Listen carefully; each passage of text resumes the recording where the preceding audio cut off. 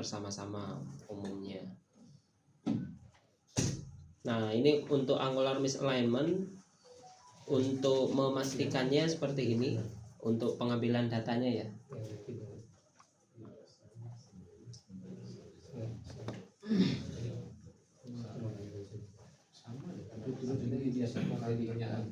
Ya, satu kalinya tinggi, makanya kenapa kita perlu ambil fase itu kan. Nah, satu kali kan unbalance. Nah, supaya kita tahu misalignment dari mana ya, kita ambil ini.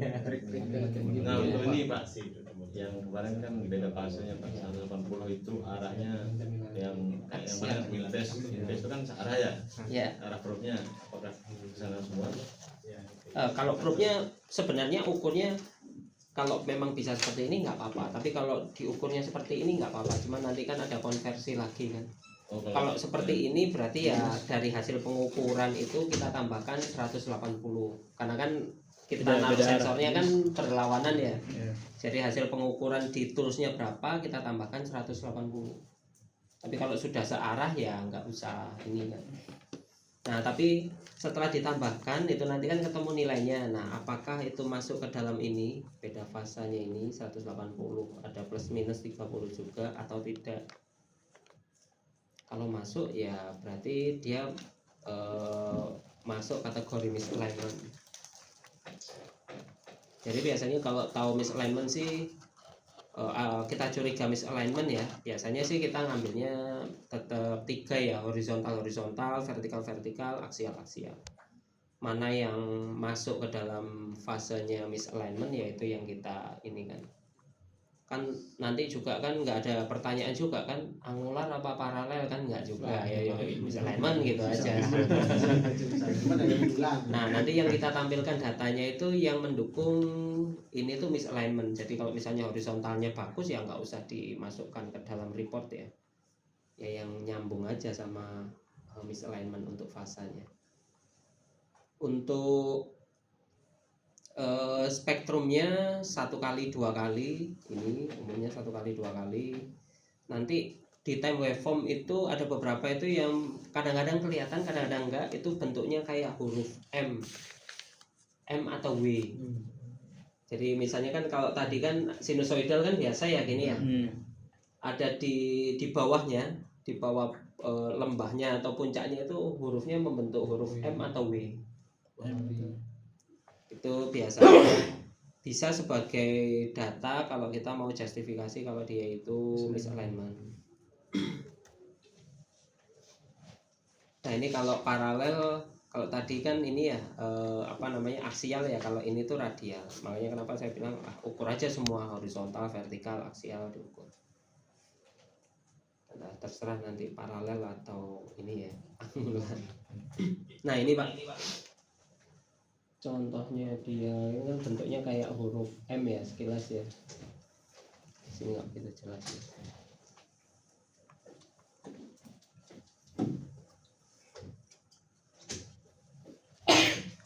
Nah, kalau di sini spektrumnya tinggi di 2 kali. Nah, ini ada beberapa bahkan sampai keluar 3 kali, 4 kali. Nah, ini nanti ada mungkin ada kebingungan lagi kalau misalnya ada beberapa ini kan misalignmentnya kadang-kadang bisa muncul sampai 3 kali ya. Kemarin kita tahu ada harmonik kan, berarti ini kan harmonik ya, yang berulang kemarin kita menyebutkan harmonik itu kan ada rotating looseness kemarin kan, kerusakan rotating looseness. Nah, gimana caranya membedakan misalignment sama rotating looseness kan? Kalau kita lihat di sini indikasinya mirip-mirip lah ya. Caranya adalah yang pertama kita ukur fasenya, lalu yang kemudian kita lihat waveformnya. Kalau waveformnya kemarin rotating looseness kan ada apa kemarin? Ada bentuk apa kemarin di rotating looseness? Kan ada impacting kemarin kan? Impacting yang repetitif yang berulang. Nah, itu berarti ada kemungkinan dia rotating looseness gitu. Tapi juga ada kemungkinan ya rotating looseness ya misalignment juga gitu kan ya. Yang penting kita perkuat datanya, kita lihat waveformnya, kita ambil fasanya juga. Bisa jadi rekomendasinya ya 2 itu. walaupun nanti pada akhirnya kalau ganti bearing juga di alignment juga gitu kan kadang-kadang seperti itu. Rotating luseness ini base plate-nya berarti bermasalah gitu ya? Bukan, kalau base plate-nya bermasalah lalu kemudian dia bautnya kendor, itu sebutannya struktural looseness sebutannya.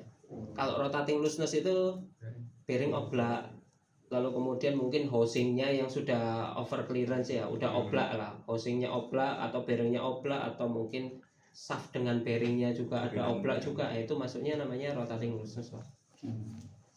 Nah kalau yang baut kendor atau kemudian ada crack di pondasi, itu sebutannya struktural looseness. Dan itu dua hal yang indikasinya beda juga akhirnya. Oh tapi nggak bisa jadi awal ini nggak dari bisa elemen juga nggak? Kalau base itu bisa juga sih. Nanti itu nyambung gini. Misalignment itu juga ada pengaruhnya sama softwood.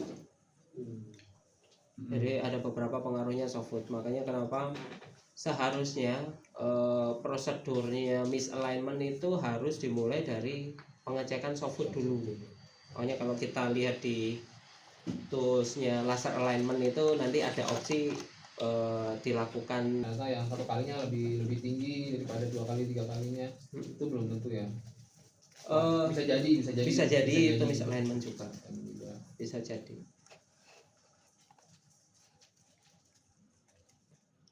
Nah itu makanya perlu data tambahan fase itu tadi ya.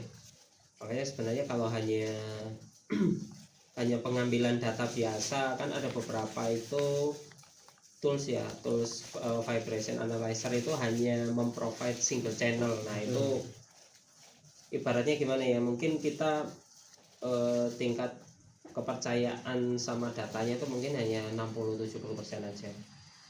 Kita belum dapat fasenya ya. Kalau udah dapat fasenya kita pasti akan lebih confident lagi lah. Nah ini juga mungkin pengalaman juga sih Pak, karena memang sebenarnya Tiara juga jarang sih ada project alignment. Cuman 2 tahun lalu ada project alignment di Aman sini. Itu jadi ada trik-trik ini ya untuk alignment ya. Jadi yang pertama itu yang harus diperhatikan, yang pertama softwood tadi, softwood correction. Lalu yang kedua itu adalah kita harus memastikan kita itu menggunakan torsinya itu yang pas sesuai dengan bautnya itu.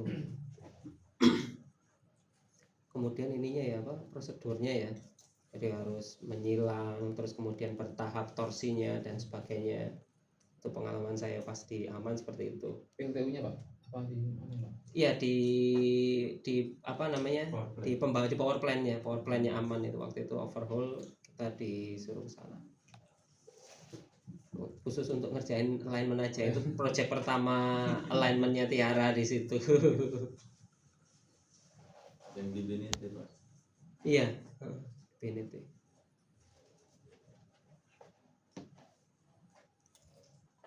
Nah itu prosedur yang ya sampai sekarang ketika saya ketemu misalignment ada beberapa Pak ya, ada beberapa itu mungkin belum terbiasa dengan torsi baut, lalu kemudian dengan softwood correction dan sebagainya. Jadi ya udah alignment aja, sudah selesai, kencenginnya juga kita nggak tahu. Nah kita biasanya kalau sudah tahu seperti itu, saya di reportnya ya cukup detail. Jadi lakukan alignment sebelumnya dengan koreksi softwood dan seterusnya. Softwood itu ya ini pengalaman juga Pak di lapangan. Jadi softwood itu sebelumnya saya pikir ya biasa aja, tapi ternyata cukup penting juga softwood itu. Jadi beberapa kali equipment itu vibrasinya tinggi, arahnya hanya di horizontal aja di motor ya. Jadi horizontal itu nilainya bisa 6, bisa 7, tapi di vertikalnya hanya 1. Kita curiganya mungkin kemarin resonansi ya. Kalau resonansi kan direksional. Ketika kita bump test ternyata nggak cocok bump testnya. Waduh pusing saya, apa ini gitu kan. Nah, ternyata ada hubungannya sama softwood itu tadi.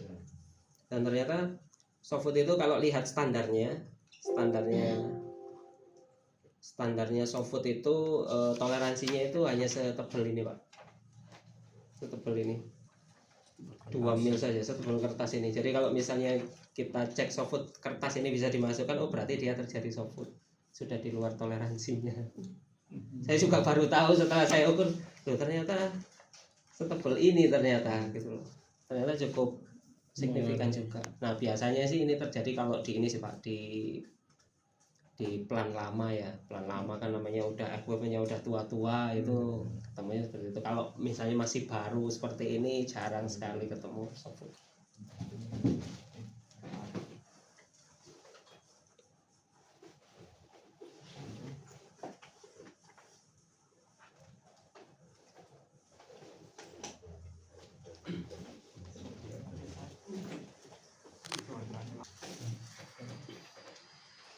Nah, di sini kan disebutkan bahwa masalah bensaf ini sering rancu dengan masalah misalignment dan unbalance. Kenapa kok seperti itu? Kan kita tadi kan tahu ini ya, teorinya unbalance adalah titik sumbu rotasinya tidak sama dengan sumbu masanya. Kalau dilihat dari sini aja sudah gampang kan, titik sumbu rotasinya sama masanya kan pasti nggak sama ya. Nah, itu terjadi unbalance juga. Lalu kemudian kenapa kok ada misalignment gitu kan? Nah, misalignment kita bisa dilihat di sini. Kalau umumnya dia bengkoknya ya, bengkoknya adanya di ujung dekat kopling, ini kan berarti permukaan shaftnya kan juga miring juga kan? Berarti kan akan ini ya, berpotensi dia itu menyebabkan misalignment juga akhirnya.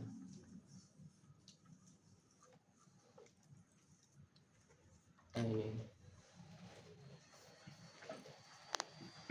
Nah ini saya beberapa kali ketemu, jadi untuk rekomendasinya untuk memastikan lagi bahwa dia itu band shaft atau enggak, ya kita minta untuk pengukuran shaftnya Pak, run outnya. Jadi nanti kita taruh dial di ujung ya, di shaftnya, lalu kemudian kita putar. Kalau sudah di luar toleransi berarti dia sudah run out atau sudah bending itu kan.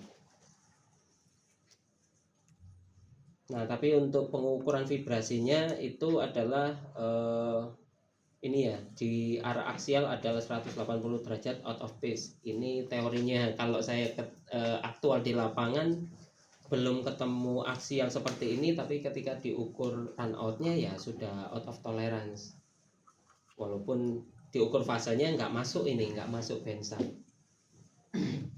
Ini kalau ngukurnya berarti posisinya di DE aksial aksial nemu gini atau tetap sama aja Pak. Sama aja Pak ya. Kalau misalnya seperti ini ya berarti kita tambahkan 180. Kalau searah ya berarti kita langsung dari dari hasil pengukuran itu ya sudah, data itu yang kita pakai.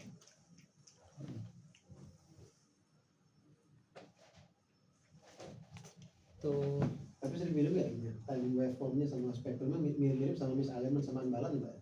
Bisa mirip-mirip sama misalignment sama unbalance. Itu yang saya takutnya seringnya jadi salah analisis dari akibat itu.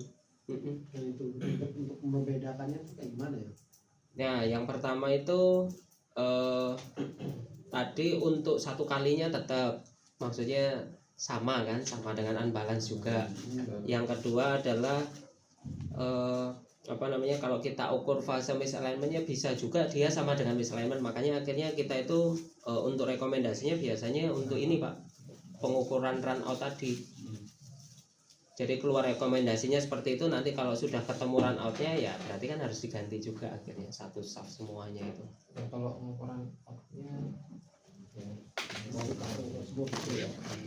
jadi bisa sih kalau ukur langsung di pompanya nggak tanpa kita kan bisa aja sih, karena fondasinya bagus. Bisa. Jadi bisa juga ini Pak, dari nilai DE aksialnya motor sama DE aksialnya pompa. Bisa. Jadi bisa kita compare sama DE motor sama NDE motor gitu. Iya, bisa. Aksial. Beberapa mungkin bisa juga seperti itu, tapi kadang-kadang juga aktual di lapangan nggak ketemu nilai itu juga itu. Cuman pokoknya kita memang dari data itu, walaupun kita datanya banyak, tapi kalau saya pribadi kalau langsung menjustifikasi ini pasti gitu ya, namanya pasti itu kan berarti tingkat kepercayaannya kita 100% ya. Kalau saya sih menghindari itu.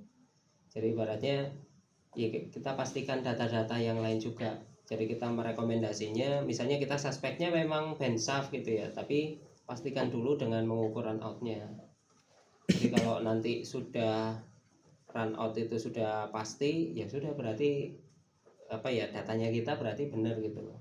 Misal kalau ini Pak, dari spektrum si bearing 2 motor, bearing DE motor sama DE nya pompa tetap muncul 1 kali 2 kali, dan kita pastikan untuk beda fasenya di aksial atau aksial kan.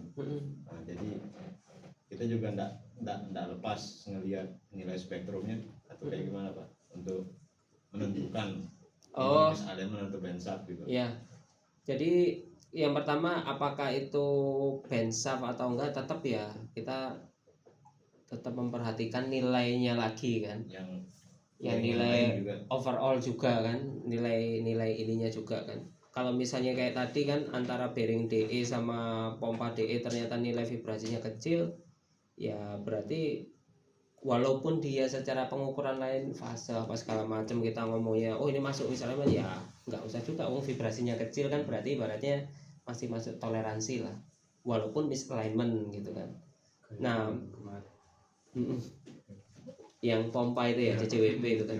Nah juga walaupun nanti dinilai NDE ya, misal ternyata nilai NDE nya juga tinggi juga, bisa jadi nilai NDE tinggi itu juga efek dari misalignment, itu bisa juga. Oh, bisa sampai ngerambat ke sini ya Pak? Bisa juga kan, balik lagi kalau misalnya nih ternyata di DE ini kondisinya dia itu lebih apa ya, lebih rigid dan segala macam, akhirnya yang lebih fleksibel itu yang diserang lebih banyak, itu bisa juga. Sangat mungkin aja seperti itu.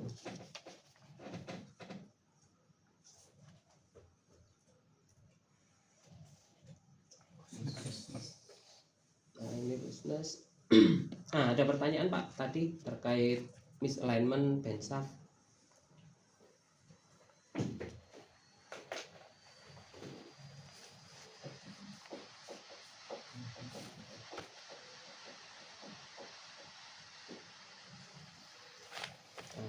Kita lanjut ke looseness.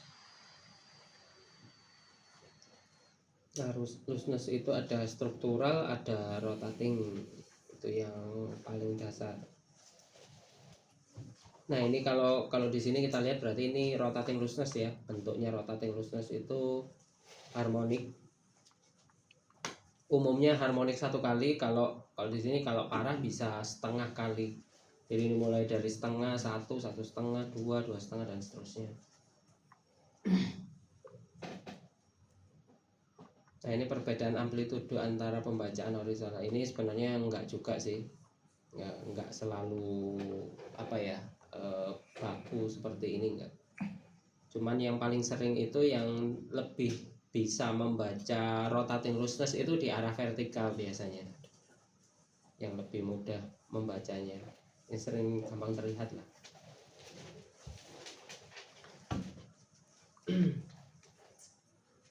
Nah ini pembacaan fasanya tidak stabil, jadi tidak selalu pembacaan fase itu ini ya membantu gitu kan. Dalam hal ini kalau rotating looseness itu data fase nggak penting, yang penting itu adalah spektrum sama waveform. Kalau di sini karakternya rotating looseness biasanya ada impact ya, ada impact lalu kemudian ini harmonik, ya udah itu berarti rotating looseness biasanya.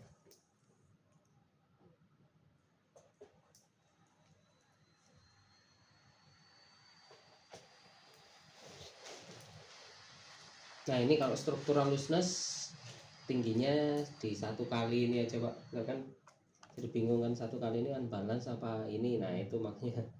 Nah, ini contohnya pengukuran fase. Kalau mungkin nanti bisa lihat ketemu bentuk bulat terus kemudian ada ini, itu dibandingkan Pak. Jadi misal pengukuran ini dengan pengukuran ini, kan ini jaraknya sama, berarti kan 1 fase ya, arahnya sama kan.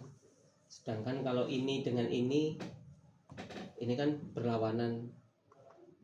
Berarti kira-kira kalau di sini kesimpulannya apa Pak? Kalau kita baca dari fasenya kita ketemu yang seperti ini. Yang looseness yang mana dengan yang mana? Ini kan ada foot, ada base plate, ada base-nya. Berarti kalau dari sini apa? Ini ya.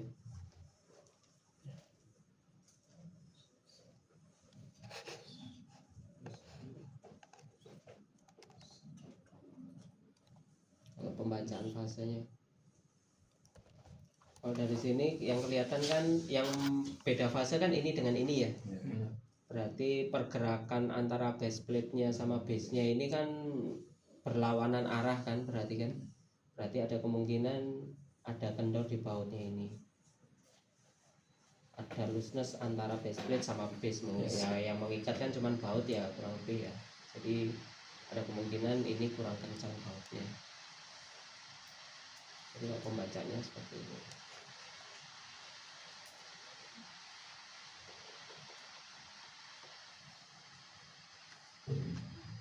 Itu diukur fasenya Pak ya?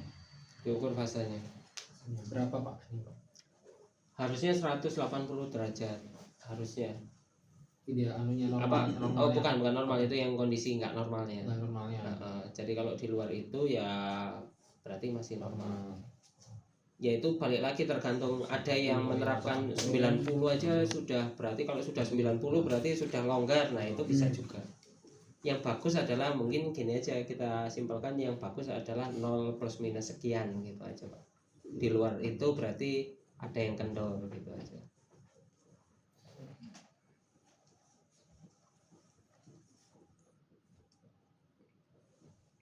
Ini makanya bisa macam-macam. Kayak kemarin soalnya di PAVN antara motor sama frame-nya, kemudian antara frame sama cor-corannya gitu kan, konkretnya itu juga bisa juga kita ukur semua. Nah, kondisi seperti kayak di PAVN Pak, kan modelnya dia fleksibel ya Pak ya, ada rubbernya di bawahnya ya. Ada rubber ya. Nah, kalau kondisi seperti itu gimana Pak? Mengecek misalkan looseness-nya itu seperti apa? Mastiin ya, karena kalau misalnya kita ngecengin dari sisi foot ke base plate-nya misalkan dianya kencang udah nih, tapi kita nggak tahu nih kan posisi kayak fleksibel itu kan. Iya, mungkin kalau fleksibel lebih ini lagi sih Pak, lebih apa ya? Ada khusus ya sebenarnya. Ini namanya fleksibel ya, namanya fleksibel kan dia punya tingkat toleransi yang lebih besar lagi kan. Nah, otomatis sih mungkin kalau antara situ dengan bisa kalau memang bisa di adjust untuk bautnya si rubbernya itu, ya itu bisa juga. Nah tapi juga kita juga nggak bisa yakin juga oh ini bakal beres apa enggak, karena memang itu fleksibel ya kan. Nah mungkin untuk lebih optimal lagi, jadi misalnya nih kita ukur fase ya, ketika di frame-nya atau strukturnya dengan cornya itu sambil adjust gitu kan, kita sambil ambil datanya juga kan. Kemarin monitor mode itu kan ngambil data terus nggak berhenti. Nah itu bisa. Nah itu nanti kita bisa tahu Pak. Jadi efek misalnya nih kita pengukuran data biasa kita sudah pastikan kalau ini looseness ya misalnya. Lalu kemudian kita coba di-adjust sambil ngambil data terus, berubah atau enggak. Kalau memang enggak berubah berarti proses mengadjustnya kita tadi ternyata memang enggak ngefek apa-apa ya, berarti bisa kita abaikan lah gitu loh. Itu bisa seperti itu. Kalau ini Pak, kan dari springnya atau rubbernya dibiarin, tapi di frame base plate-nya itu kita tambah pemberat di frame-nya. Di bawahnya kan ada rongga tuh. Apakah bisa juga mengurangi resonansi yang tadi? Oh, kalau resonansi kan bisa. Yang sisi utara tuh lebih beratnya lebih tinggi kan, yang sisi selatan kan lebih yang di sisi utara tuh di dalam itu mau bisa dikasih, apakah bisa dikasih pemberat buat ngilangin resonansi biar nggak ketemu di apa, mengganggu yang natural frekuensinya itu.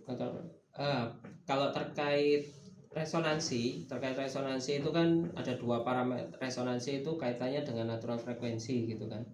Natural frekuensi itu yang mempengaruhi natural frekuensi itu ini kekakuan sama massa. Jadi kalau kita lihat di rumusnya itu akar K per M. K itu kekakuannya, M itu massanya. Jadi kalau misalnya kita tambah massanya, berarti natural frekuensinya namanya dia dibagi kan K per M. Jadi kalau semakin besar M-nya berarti kan kekakuannya makin kecil ya. Tapi kalau kita tambahkannya kekakuannya berarti natural frekuensi akan makin besar. Nah kalau misalnya dalam kasus ini ditambah masanya, ya natural frekuensinya nanti akan berubah juga, akan berkurang kan. Itu bisa mengurangi, bisa makin parah, bisa juga gitu kan. Kalau misalnya ternyata kita misalnya nih awalnya 53, kemarin kita dapat data 53, setelah kita tambah massa natural frekuensinya jadi 48 misal. Nah, mungkin di 90% vibrasinya udah tinggi banget gitu kan. Itu bisa. Tapi kalau ngomong apakah ngefek gitu ya terhadap resonansi, ngefek gitu kan. Cuman ngefeknya apakah jadi lebih tinggi vibrasinya apa enggak kan gitu kan, kita lihat datanya selanjutnya. Makanya kenapa sebenarnya enggak agak susah diaplikasikan dengan menambah massa itu. Makanya di mana-mana hampir nggak pernah dilakukan penambahan massa itu. Ya akhirnya kita tambah kekakuannya aja sekalian. Itu biasanya. Ya salah satu itu maksudnya kan karena yang di desainnya kan fleksibel nih, karena ada spring. Nah frame-nya kan pasti penambahan massa itu kan pasti dijoin Pak. Ya, jadi frame jatuhnya. Jadi frame yang di dalam roda itu. Jadi tambah kaku berarti tambah ya. kaku, Kalau tambah kaku lagi masanya kan nambah jadi di sini. Itu maksudnya. Kalau nambah kakunya ya berarti nanti bisa nambah kan, namanya nambah kaku berarti natural frekuensinya bergeser lebih tinggi kan, berarti menjauhi dari 3000 rpm kan. Nah itu nanti kemungkinan besar ketika kita running di 3000 rpm ya enggak resonansi gitu kan, ataupun mungkin walaupun terjadi resonansi enggak sebesar yang sebelumnya. Kalau memang nambahnya ini ya, kalau nambahnya banyak ya nggak terjadi resonansi. Kalau nambahnya banyak, jadi dua-duanya dinambah ya, apa masanya nambah, kekakuannya ya, nambah, tapi mungkin dijoin gitu.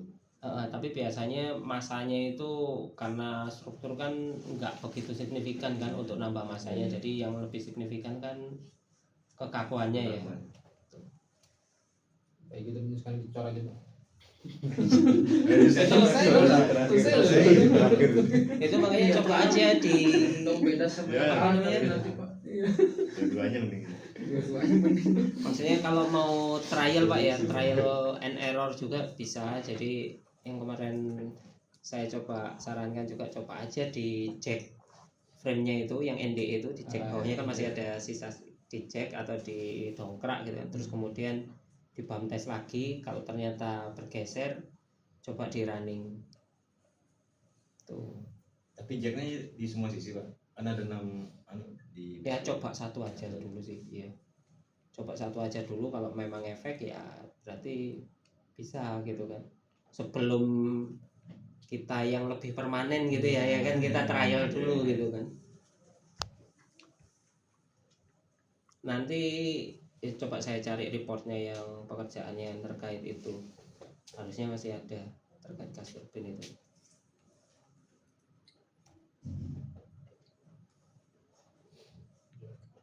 Nah ini ada hubungannya sama ini ya. Ada, kalau pillow block bentuknya seperti ini, muncul 1 kali, 2 kali, 3 kali biasanya. Kalau ini equipmentnya menggunakan pillow block ini. Ada pertanyaan Pak terkait looseness? Kalau looseness, rotating dan struktural. Kalau rotating itu dilihat spektrum sama waveformnya. Spektrumnya harmonik ya, berulang seperti ini. Waveformnya ada impact ya, Cuma ini Pak, kan rotating looseness lebih ke bearing ya. Ya, Maksudnya, lebih banyak yang ada hubungannya sama bearing. nah, apakah bisa dia perbedaannya sama defect bearing yang frekuensinya tinggi itu Pak?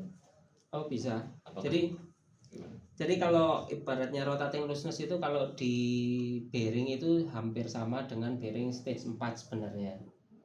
Jadi dia bentuknya kan, jadi kalau bearing stage 1, stage 2. Stage 1 itu ultra high frekuensi lah ibaratnya, mungkin baru bisa dibaca itu kalau pakai ultrasound analysis ya. Itu biasanya mungkin masih kaitannya sama grease. Jadi grease itu masih grease-nya kebanyakan atau mungkin speknya beda gitu kan, atau mungkin kehabisan, itu masih awal banget lah. Lalu kalau yang kedua itu mungkin sudah mulai ini frekuensinya dari ultra high itu mungkin bergeser ke yang lebih rendah, itu stage 2. Nah kalau stage 3 itu sudah muncul bearing frekuensi, jadi ibaratnya sudah mulai ada cacat di permukaan luarnya bearing. Jadi mungkin di ballnya ya berarti di permukaan ballnya ini sudah ada yang cacat. Jadi yang BPV itu Ya, yang stage itu 3 Pak. Nah itu stage 3.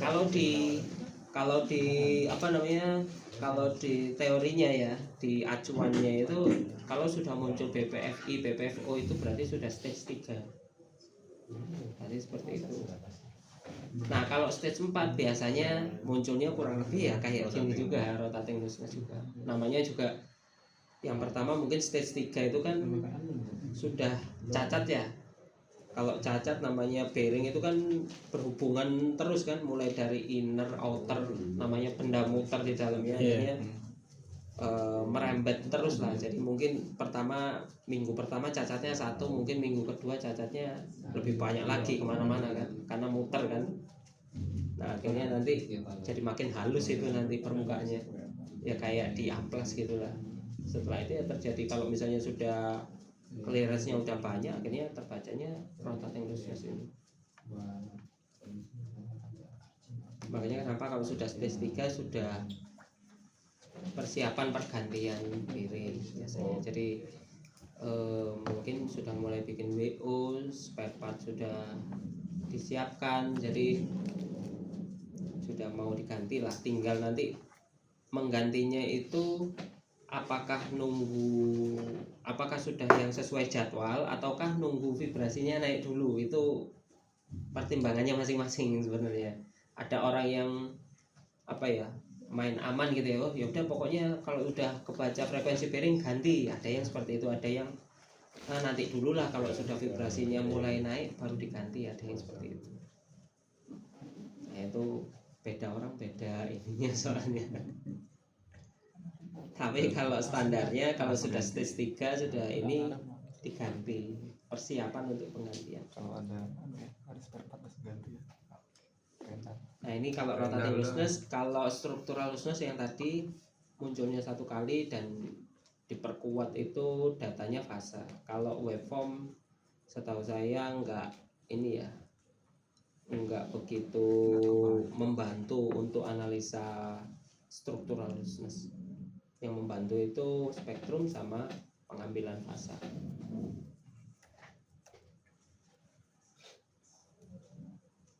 Nah ini lanjut resonance sama critical speed testing.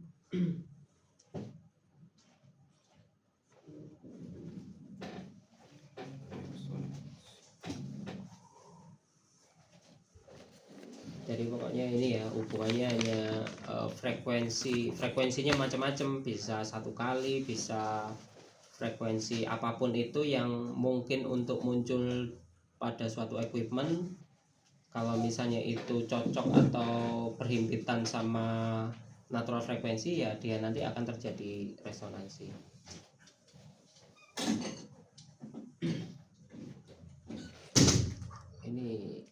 Ini mungkin kalau ini Pak, mungkin nanti kalau mau lihat videonya bisa browsing ya. Jadi ini ceritanya itu ada jembatan, lalu kemudian dia itu resonansi karena frekuensi angin. Jadi frekuensi angin dia resonansi, akhirnya roboh. Jadi gara-gara kena angin aja, resonansinya ya, bukan karena anginnya aja ya. Frekuensi anginnya itu sama dengan natural frekuensinya, akhirnya dia jadi resonansi, akhirnya jadi roboh ini. Jadi bukan karena anginnya kenceng, bukan. Nanti ada coba cari videonya itu kan, jembatan resonansi gitu nanti muncul. Jadi bisa separah itu, yang sekelasnya jembatan hanya karena resonansi aja udah bisa roboh gitu kan. Padahal ini kan nggak ada apa-apa juga, gitu. Nggak ada beban, nggak ada ini. Nah ini resonansi itu ada tiga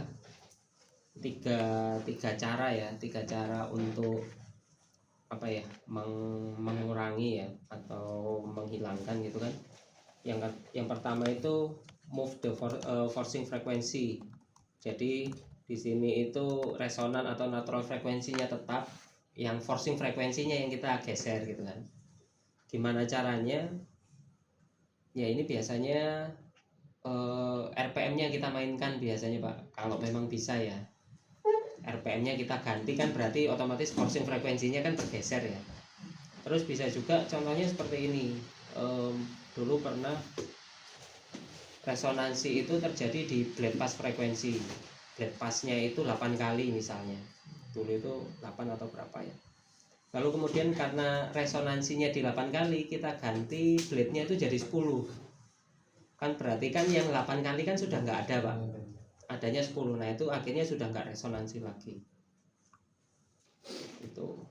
Jadi itu kan forcing frekuensinya yang kita ubah ya. Lalu kemudian yang tadi speednya kita ganti kan berubah.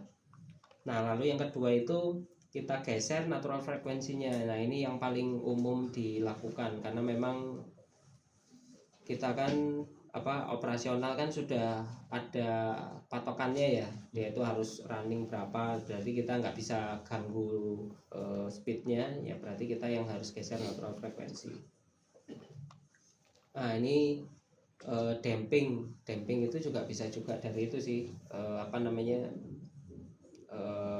ada namanya DVA, Dynamic Vibration Absorber, ataupun ya kita pakai damping itu mungkin yang rubber itu bisa juga mengurangi amplifikasinya aja, tapi dia tetap terjadi, tapi dia tetap terjadi resonansi, tapi efeknya itu nggak sebesar kalau misalnya tanpa damping.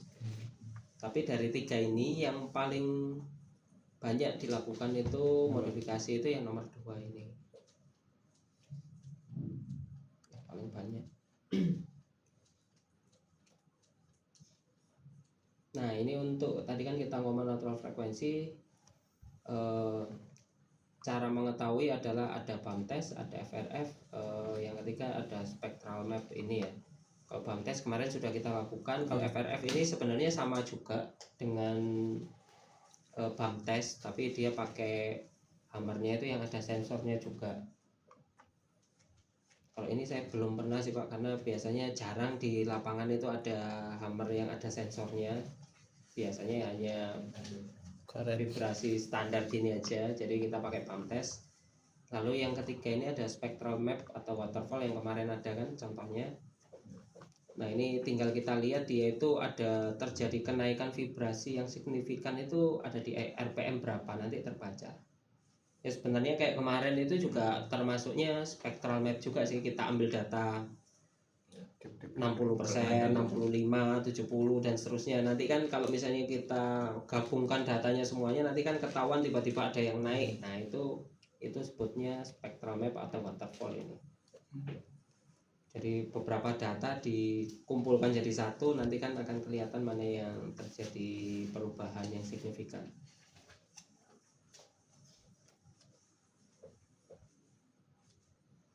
Nah ini untuk BAM test ya, kemarin sudah kita lakukan ya,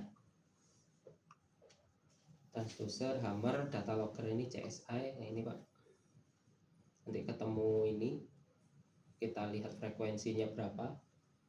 Kalau di sini kan ada 2 ya, 26 sama 147.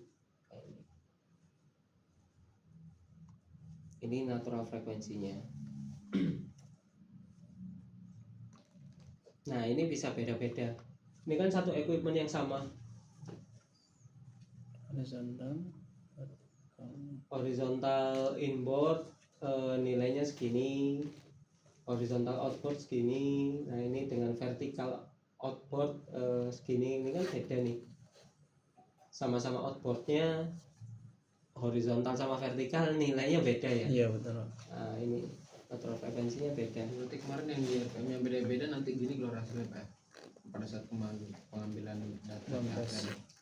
Enggak kan ini BAMTES ini Pak. Pak, kalau untuk yang kemarin kan ngambilnya kan beda-beda tuh pada speednya. Keluar begini ya hasilnya bisa spektrum. Oh bisa beda beda juga. Jadi misalnya horizontal mana yang dominan, vertikal mana yang dominan. Tapi kayaknya kemarin sama aja sih, satu kali yang tinggi sih kalau kemarin. Cuma nanti mungkin yang beda nilai satu kalinya ya. Kan RPM-nya beda-beda, jadi nilai satu kalinya pasti ada perbedaan sedikit kan. Kalau 60, kalau 60% ya berarti harusnya 30 Hz, nanti yang 90% ya berarti sampai 40 sekian Hz.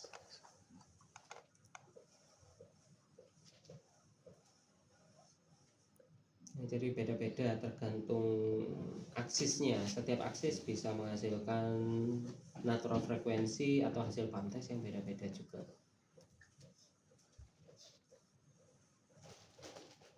Ini kalau FRF ini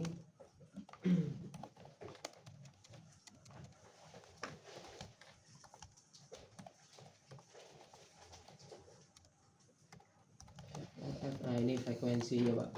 Jadi kalau kita bisa lihat di sini kan ada ininya ya. Yang pertama ini magnitude atau amplitude. Jadi ini pakai apa namanya, hammernya ini ada sensornya, terus kemudian ada sensor vibrasi juga ada atau transducer. Lalu kemudian sama juga kita pukul juga di equipmentnya, nanti hasilnya seperti ini. Nah cara membacanya adalah ini kan ada magnitude ya, jadi kita fokusnya itu ke arah yang dia mengalami kenaikan ini. Dan juga umumnya kalau dia terjadi resonansi itu fasenya itu akan berubah 180 derajat ini. Nah ini kan sama kan, satu garis ya ini ya. Nah ini kan frekuensi. Nah baru kemudian kita bisa lihat ini frekuensinya berapa. Nah itulah frekuensi naturalnya. Natural frekuensinya berarti di sini. Dilihat peaknya ini paling tinggi nih. Kita tarik garis frekuensinya berapa. Ini kalau FRF sama aja sih kayak BAMTES itu kurang lebih. Cuman kalau BAMTES kan hanya keluar spektrum aja kan, spektrum aja. Kalau ini bisa sampai pembacaan fasenya ini. Itu kita kemarin pas BAMTES itu sampai 6 kali Pak ya. Gitu. Itu untuk mencari nilai akurat atau gimana? Kenapa harus 6 kali itu Pak? Jadi 6 kali itu kan di rata-rata ya. Jadi masuknya averaging itu adalah kita itu untuk menghilangkan atau mengurangi noise sih. Jadi misalnya kalau yang pertama itu ada apa ya? Ada natural frekuensi yang terbaca kan. Kalau kemarin anggap aja ya kita ketemunya 50 Hz misal. Pas BAMTES pertama muncul 45. Lalu kemudian yang BAMTES kedua 45 ini enggak muncul. Yang BAMTES ketiga enggak muncul, yang keempat dan seterusnya enggak muncul. Nah, nanti yang 45 ini otomatis dihilangkan dari nilai rata-ratanya tadi. Average ya. Berapa kali itu kan averaging atau di perata-rataan lah. Nah, itu untuk apa ya, menghilangkan itu. Jadi yang muncul itu yang konsisten aja. Kalau yang nilainya konsisten misalnya 50 ya berarti yang muncul itu yang hanya 50 aja. Nah semakin banyak average-nya ya berarti datanya akan semakin konsisten atau semakin bersih aja. Cuman ya jadi lebih banyak aja gitu kan sebenarnya. Itu fungsinya averaging, baik itu BAMTES ataupun ini ya pengukuran kita biasa yang normal itu kan ada averaging juga. Nah itu tujuannya adalah seperti itu, untuk mengurangi apa mengurangi ada noise ya, atau peak-peak yang di luar pengukuran kita yang masuk ke dalam data kita, itu untuk menguranginya kita pakai averaging, jumlah averaging.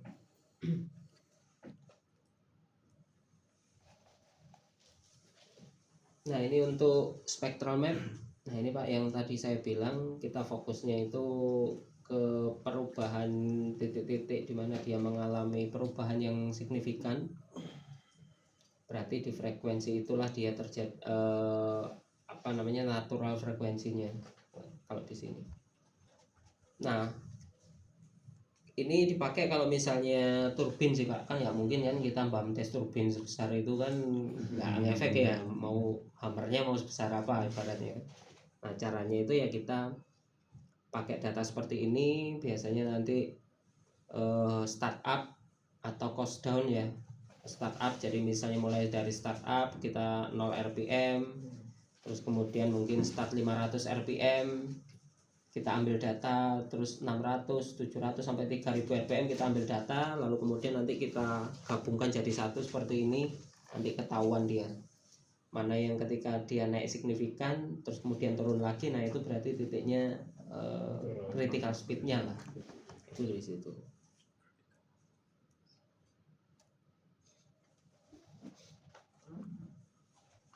Nah ini Pak ini contohnya juga, ini kan cost down ya, peak sama RPM. Di sini kan di RPM tertentu dia naik, lalu kemudian dia turun lagi. Sama juga ketika fasenya seperti ini, pokoknya titik ketika dia terjadi critical speed itu adalah fasenya itu akan berubah 180 derajat. Ini kalau waterfallnya ini kan titik ini dia yang kelihatan kontras atau signifikan, berarti di titik ini critical speed atau natural frekuensinya.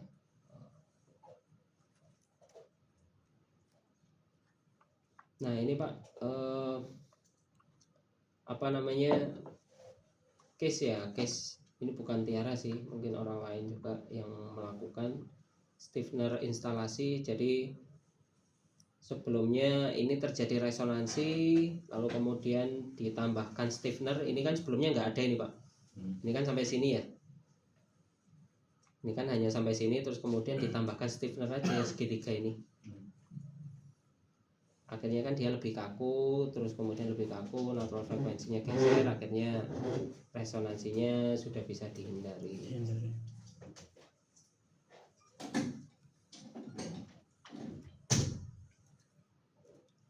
Apakah resonansi itu tetap muncul satu kalinya Pak? Resonansi muncul satu kali itu tergantung ininya sih Pak. Sebenarnya ya kalau di semua spektrum satu kali itu selalu muncul sebenarnya. Itu yang paling dasar. Cuman tinggal satu kali ini nilainya tinggi apa enggak aja.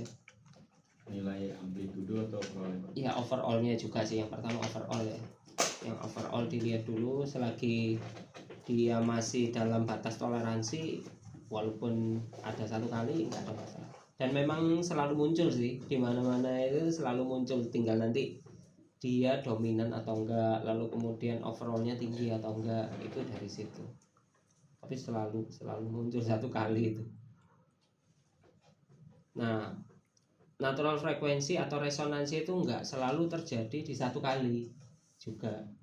Kayak tadi saya cerita, bisa juga dia munculnya di blade pass frekuensi 8 kali, itu bisa muncul. Tergantung natural frekuensinya berapa. Jadi nggak selalu satu kali munculnya ini. Tapi yang berbahaya itu yang terjadi di satu kali. Karena kan kita kan berarti pasti sama dengan speednya kan. Nah itu masalahnya. Dan yang sering terjadi ya resonansi itu terjadi di satu kali, itu yang sering terjadi, yang sampai jadi masalah itu. Karena yang pertama satu kali juga pasti muncul, berarti kalau natural frekuensinya di situ sudah pasti gede vibrasinya dibandingkan dengan yang frekuensi lain ya. Frekuensi lain kan mungkin vibrasinya relatif lebih kecil kan. Jadi efek resonansinya enggak terlalu besar.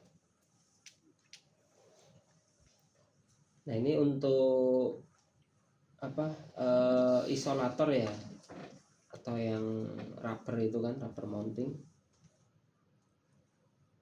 Ini seperti ini sebenarnya terjadi resonansi, cuman membatasi sih sampai dia nggak merembet kemana-mana. Nah nantinya juga akan ngefek di nilai resonansinya juga gitu kan, bisa mengurangi efek resonansi.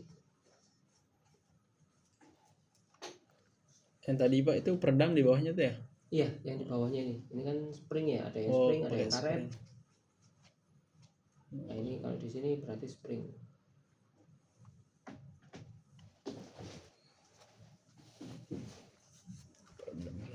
Tapi ya kalau bisa memang kita resonansinya nggak terjadi. Jadi kalau di sini itu dia tetap resonansi, cuman efeknya aja dikurangi. Kan tadi saya bilang ada faktor pengkalinya resonansi kan. Mungkin dengan adanya ini faktor pengkalinya itu jadi lebih kecil aja. Tapi dia masih terjadi resonansi. Nah ini ada namanya dynamic absorber. Jadi dynamic absorber ini ibaratnya kayak bandul gitu Pak. Jadi kayak bandul, lalu kemudian ada stick, ada bandul. Itu biasanya memang untuk mengurangi efek resonansi. Dalam artian sebenarnya dalam tanda kutip dia ini tumbal sebenarnya. Jadi kita paksa yang mengalami resonansi itu si bandulnya ini. Ini kan, ini posisinya bandulnya ini. Nah biasanya cara settingnya itu ya ada perhitungannya dulu, perhitungan kasarnya. Jadi gimana caranya dynamic absorber ini punya natural frekuensi yang sama dengan natural frekuensi yang terjadi resonansi itu. Jadi kita paksa yang terjadi resonansi sih dia, bukan equipmentnya gitu loh. Makanya saya bilang tumbal kan. Iya. Nanti biasanya beratnya berapa, kemudian panjangnya berapa, itu biasanya ada perhitungannya sih. Ada perhitungannya, terus kemudian nanti ketemu natural frekuensi, nanti di bump test juga. Bandul ini di bump test. Kita harus samakan natural frekuensinya sama kayak yang di equipmentnya, lalu kemudian kita pasang di sana. Nah nanti ketika running, yang getar itu yang bandulnya ini. Nanti saya pernah coba, jadi ada yang install seperti ini, saya pegang bandulnya, equipmentnya langsung vibrasi. Nanti kalau saya lepas, vibrasinya di equipmentnya itu berkurang. Iya. Bisa gitu. Nah cuman waktu itu juga pernah pengalaman juga, namanya material kan punya ini Pak ya, punya ketahanan, punya umur sendiri ya. Namanya dia ditumbalkan, jadi lama-lama kan fatigue juga. Jadi dulu pernah ini kejadian jadi sampai patah, padahal ini adanya di ketinggian. Nah itu akhirnya jadi isu lagi. Jadi dynamic absorbernya ini, bandulnya ini patah, akhirnya jatuh kan, karena ada di ketinggian jadi isu lain. Jadi HSE akhirnya nggak boleh ada seperti ini, makanya akhirnya harus dimodifikasi strukturnya akhirnya. Padahal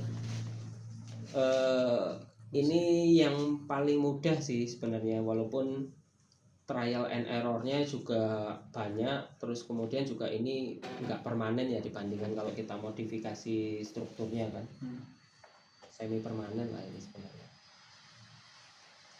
Kekurangannya, tapi ini yang relatif effortnya lebih rendah daripada modifikasi struktur, kan harus desain lagi kalau modifikasi struktur.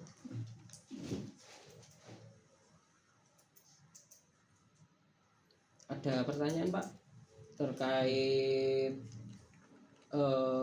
tadi resonansi dan natural frekuensi?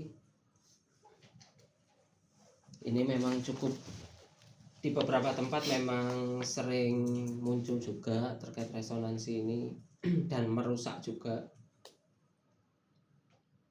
Dari yang awalnya vibrasinya cuma 2 jadi sampai 20-an juga saya pernah ketemu. Jadi vibrasi standarnya 2, jadi bisa sampai 10 kali lipatnya vibrasinya resonansi. Nah untuk misal di dua peralatan Pak, di pompa sama motor, apakah natural frekuensinya itu harus sama motor sama pompa itu agar tidak terjadi resonansi atau gimana? Bisa berbeda natural frekuensinya. Aktual di lapangannya itu bisa memiliki natural frekuensi yang beda. Jangankan motor sama pompa yang tadi horizontal sama vertikal aja bisa beda kan, apalagi equipmentnya beda. Itu ada kemungkinan beda, itu bisa, sangat mungkin sekali. Tapi bisa juga sama, juga bisa. Namanya juga nyambung kan, antara motor pompa itu bisa juga sama, bisa juga beda. Nah biasanya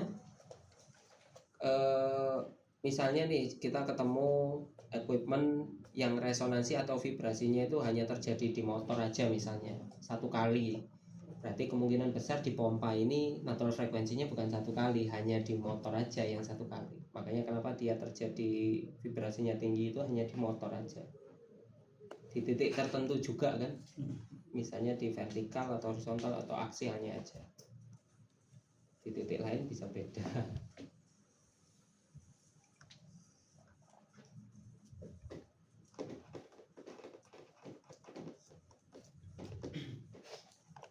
Nah ini kita lanjut ke bearing. Ini sih sebenarnya nggak susah Pak, karena memang rolling element bearing itu punya ciri-ciri khusus. Yang kemarin apa, di frekuensi apa kalau bearing itu? Non sinkronus, sinkronus atau subsinkronus? Kalau bearing non sinkronus ya, non sinkronus kan bukan bilangan bulat lah, ciri-cirinya seperti itu.